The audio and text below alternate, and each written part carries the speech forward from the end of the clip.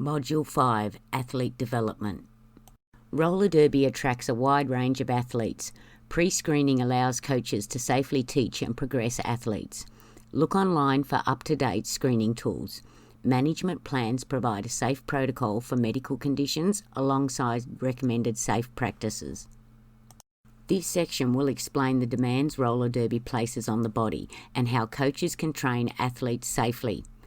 Athletes should be conditioned sufficient to the level of training they are engaging in to minimise the risk of injury.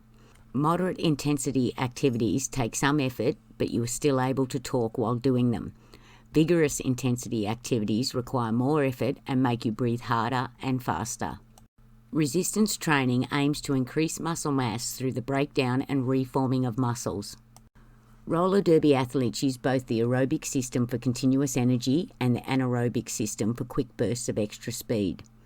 Aerobic exercise uses oxygen to produce continuous movement at lower intensities such as jogging and walking. Anaerobic exercise produces movement without the presence of oxygen for short bursts. High-intensity sprints use this body system. Additional fitness components. Circuit training is a combination of continuous exercise for a specific time period followed by rest. Balance is important in roller derby athletes to be able to perform efficient crossovers, lateral movement, blocking and counter-blocking. Another important area to focus on is the core. The core is several muscles that work together to produce maximum stability, as well as coordinate the movement of the arms, legs and spine. Flexibility allows your body to move in the range desired for exercise. Unless fluid losses are replaced during exercise, an athlete will become dehydrated. Dehydration impairs performance by causing the following: increased heart rate, impaired heart regulation, increased perceived exertion, reduced mental function, reduced skill level, stomach upset. Keeping your athletes adequately hydrated is important to achieve maximum performance and to prevent the onset of fatigue and illness. Failure to progress a skater through the necessary skill levels can increase the risk of injury, of having inadequately skilled skaters in teams and training sessions, and athletes could miss out on the opportunity to learn valuable skills. Off-skate skills. Can the athlete squat on land? Can the athlete squat on land and do knee taps? On-skate skills. Can the athlete stop on skates? Can the athlete perform stops and maintain good form? Global fitness. Does the athlete do exercise outside a derby? Can they perform continuous exercise, as in time trials or laps in 5 minutes? Progression.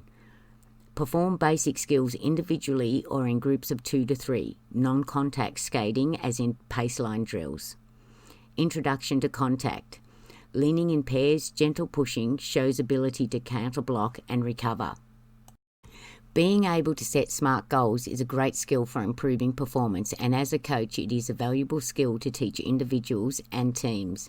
A smart goal is a way that we are able to set a goal that we can measure.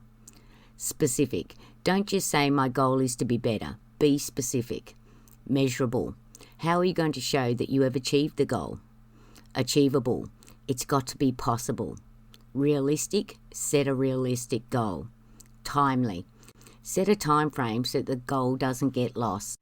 We have talked a lot today and in this module about injury prevention. Coming back to derby after an injury can be difficult for the athlete both mentally and physically. Clubs are required to have a process or checklist in place for athletes returning from injury.